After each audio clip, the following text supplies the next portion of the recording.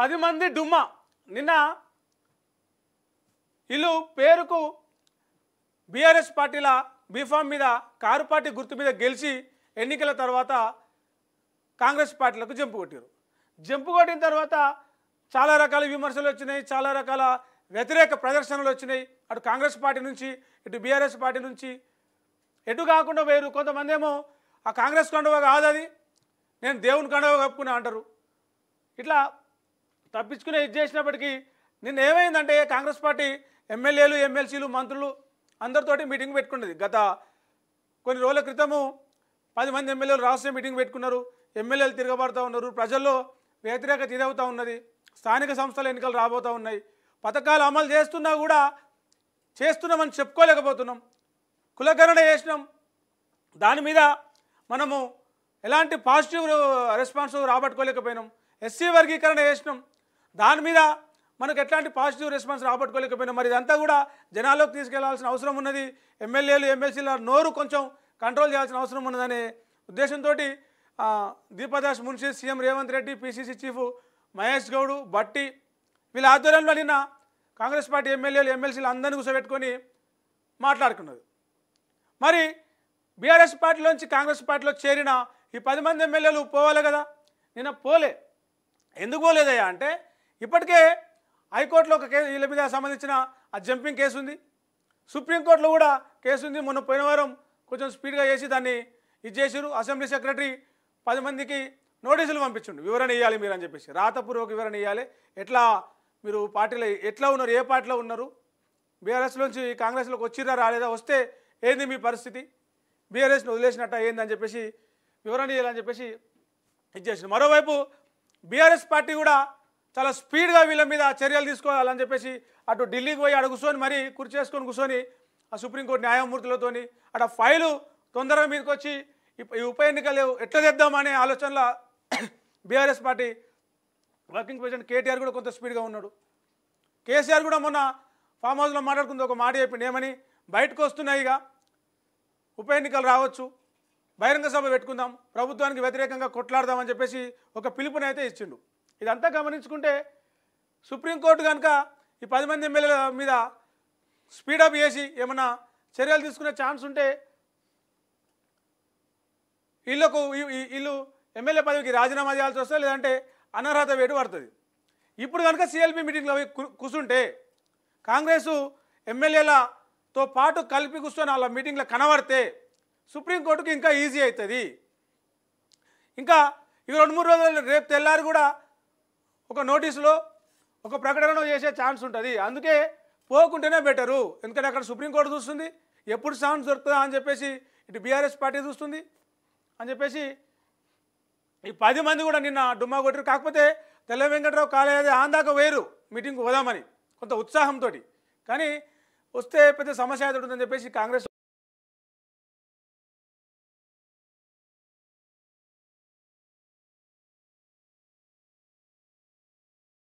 CM Revanth రెడ్డికి వరుస షాకులు ఇస్తున్నారు. తాజా షాకులను ఎందుకు అన్నారంటే మొన్న దానం నాగేందర్ ఖైరతాబాద్లో రోప్ ఆపరేషన్ కూల్చివేతలు చేసినప్పుడు జేసీబీని కదలనియలే, నేను అడ్డం పడతా అని చెప్పేసి హైడ్రా కమిషన్ రంగనాథ్కు ఫోన్ చేసి మంచిగా ఉండదు ఇటుకలు జేసీబీలు తీపిస్తావని చెప్పేసి హెచ్చరిక చేసిండు. సీఎం రేవంత్ రెడ్డి చెప్పినా అయినా అప్పుడు ఆయన దావోస్ పర్యటనలో ఉన్నాడు. సీఎం రేవంత్ రెడ్డి చెప్పినా అయినా మా నియోజకవర్గ ప్రజల జోలికి వస్తే ఊకోను, ఇప్పుడు మందిని దింపాలన్నా అన్నట్టుగా కొంత అగ్రెసివ్గా పోయిన పరిస్థితి. మరోవైపు ఇవి కొంతమంది కూడా ఇంకా కండువా కప్పుకోలేదు. మరోవైపు పోచారం కూడా కొంత యాక్టివ్గా లేడు, ఇన్యాక్టివ్ అయిపోయాడు, కనిపిస్తలేడు కాంగ్రెస్ పార్టీ కార్యక్రమాలలో. ఇక బండ్ల కృష్ణమోహన్ రెడ్డి చూసుకుంటే ఆయన మీద కాంగ్రెస్ పార్టీ పటంచెరు కార్యకర్తలు, ఆ కాంగ్రెస్ పార్టీ నియోజకవర్గ ఇన్ఛార్జు కాటి శ్రీనివాస్ గౌడ్ ఎవరైతే వాళ్ళందరూ కూడా రోడ్ల మీదకి వచ్చి మొత్తం పటాచెరు మొత్తం టౌన్ మొత్తాన్ని ఒకరోజు స్తంభింపజేశారు. దాని మీద నువ్వు రేవంత్ రెడ్డి బొమ్మ పెట్టుకోలేని మన ఎమ్మెల్యే క్యాంపు కార్యాలయంలో సీఎం కేసీఆర్ బొమ్మ ఉంది, కుర్చీలను కూడా పింక్ కలర్లో ఉన్నాయి, ఎందుకంటే కుర్చీలనే అట్నే ఉన్నాయి, నేనేం చేయాలి, సీఎం కేసీఆర్ సీఎంగా ఉన్నప్పుడు నాకు ఆయన మీద అభిమానం, కేసీఆర్ నా రాజకీయ ఎదుగుదలకు ఉపయోగపడు, అందుకే ఆయన ఫోటో పెట్టుకున్నా అని ఆయన అంటాడు. దానం నాగేందర్ కూడా అవును నాకు కేసీఆర్ మీద అభిమానం ఉంది, ఆయన ఫోటో పెట్టుకున్నారు, రేవంత్ రెడ్డి ఫోటో ఇంకా నాకు దొరకలే అని చెప్పేసి ఈయన మాట్లాడతాడు. అంటే వరుసగా అటు పార్టీకి ఇటు రేవంత్కి వ్యతిరేకంగా కామెంట్లు చేయడం, పార్టీ క్యాడర్కి వ్యతిరేకంగా పనిచేయడం, ప్రభుత్వం చేసే కొన్ని ఈ కూల్చివేతలు అలాంటి దానికి స్వయంగా ఎమ్మెల్యే దానం నాగేంద్ర వచ్చి అడ్డం పడడం, ఇవన్నీ చూస్తుంటే కూడా మరి వీళ్ళ మీద చర్యలు తీసుకుందామంటే వీళ్ళు పూర్తిగా ఇంకా కండవ కప్పుకోలే.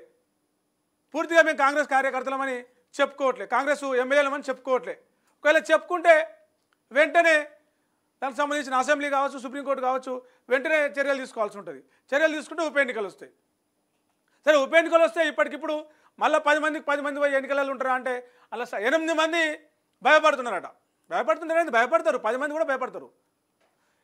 ఏ పార్టీకి వెళ్ళి పోటీ చేయాలి? కాంగ్రెస్కి వెళ్ళి చేద్దామా, అక్కడికి వెళ్ళి సీటు ఇస్తే ఎట్లుంటుందని చెప్పేసి ఫస్ట్ వాళ్ళే వెనకడుగు వేస్తూ ఉన్నారు. బీఆర్ఎస్లో చేద్దామా, మళ్ళీ వాళ్ళు రానియరు. సెకండ్ క్యాడరు మొత్తం గుర్రుగా ఉన్నది. ఇండిపెండెంట్గా చేద్దామా, జనాలు ఓట్లు వేస్తట్లేరు. ఇంకోటి 2 బలమైన పార్టీలు మళ్ళీ బీజేపీ కూడా పోటీలోకి వస్తుంది. సో ఎమ్మెల్యే పదవి గోవిందా, ఏదో ఆశిస్తే ఇంకేదో అయినట్టు అవుతుంది అని చెప్పేసి వీళ్ళందరూ కూడా ఉప ఎన్నికకు భయపెడుతున్నారు. నిన్న కూర్చున్నారు దానం ఇంట్లో కూర్చొని ఏం చేద్దాం ఎట్లా చేద్దాం అని చెప్పేసి మొన్న కూర్చున్నారు. 2 రోజులు 3 రోజులకు వెళ్ళి ఒకటే టెన్షన్గా ఈ 10 మంది జంపింగ్ ఎమ్మెల్యేలు ఒక రకమైన మీటింగ్ పెట్టుకొని మాట్లాడుకుంటా ఉన్నారు. ఏం చేద్దాం, మళ్ళీ బీఆర్ఎస్ పార్టీలోకి పోదామా అని, రాజీనామా చేద్దామా, లేకపోతే లాయర్లను పట్టుకుంటే ఏమన్నా అవుతుందా, కొంత అసెంబ్లీ కాలం అయిపోయిన దాకా ఇంకా 2 ఏళ్ళు ఇంకా 3 ఏళ్ళు గుంజితే ఈ కేసుని ఏమన్నా ఉపయోగం ఉంటుందా అని. కానీ అటువైపు బీఆర్ఎస్ పార్టీ కూడా కొంచెం స్పీడ్గానే దీని మీద వర్క్ చేస్తూ ఉంది. ఎట్లా ఎన్నికలు తేవాలి, ఉప ఎన్నికలు తేవాలి, ఎట్లా వీళ్ళని ఇది చేయాలని చెప్పేసి. సో ఇది 10 మంది డుమాకు సంబంధించి. ఇంకోవైపు కాంగ్రెస్ పార్టీ 2 మీటింగ్లు పెట్టి దానికి రాహుల్ గాంధీని కరిగని పిలవాలనుకుంటున్నది. మరి ఆ పార్టీ బహిరంగ సభలకి వీళ్ళు వస్తారా? వస్తే కాంగ్రెస్ పార్టీకి సంబంధించిన అధిష్టానం మొత్తం కూడా ఈ జంపింగ్ల మీద కూడా కొంత ఏమంటారు అసహనం ఉంది. గతంలో కేసీఆర్ చేసినప్పుడు కాంగ్రెస్ పార్టీ విమర్శించింది. ఈ పార్టీ ఫిరాయింపుల మీద రాజీవ్ గాంధీ వ్యతిరేకంగా ఉండేవాడు, అదే స్టాండ్ని కాంగ్రెస్ పార్టీ కొనసాగిస్తుంది. నువ్వెందుకు జంపింగ్లను ఇతర పార్టీలోంచి ఎమ్మెల్యేల చేరికను ప్రోత్సహిస్తున్నావు అని చెప్పేసి రేవంత్ రెడ్డి మీద కూడా కొంత ఏమంటారు అసహనం వ్యక్తం చేసి కొంత కోపడ్డ విషయం వాస్తవం. మరి వీళ్ళు ఆ బహిరంగ సభకు పిలుస్తారా, పోతారా, ఈలోపు చర్యలు తీసుకుంటే ఏమవుతుంది అనేది కూడా కొంత ఆలోచన చేస్తూ ఉన్నది. సో ఇది సంబంధించిన ఈ 10 మంది జంపింగ్ ఎమ్మెల్యేలు చూసుకుంటే, ఇక ఇటువైపు కాంగ్రెస్ పార్టీ ఎమ్మెల్యేలు ఎమ్మెల్సీలు కూర్చొని మనం నోరాదుపులో పెట్టుకోవాలి, ఇష్టం వచ్చినట్టు మాట్లాడొద్దు, ఎవరికి వచ్చిన కామెంట్లు చేయొద్దు అని అందరికీ హితబోధ చేసుకుంటా నిన్న కొన్ని నీతి వ్యాఖ్యలు చెప్పే మీటింగ్ ఒకటి పెట్టుకున్నది. సరే, అది ఎంతవరకు వచ్చింది ఏందని చూస్తే అది అక్కడ అయితేనే ఉన్నది. మంత్రి జూపల్లి కృష్ణారావు, గద్వాల్ ఎమ్మెల్యే బండ్ల కృష్ణమోహన్ రెడ్డి ఈ మీటింగ్కు రాకుండా అటు పోయి బెంగళూరు పోయి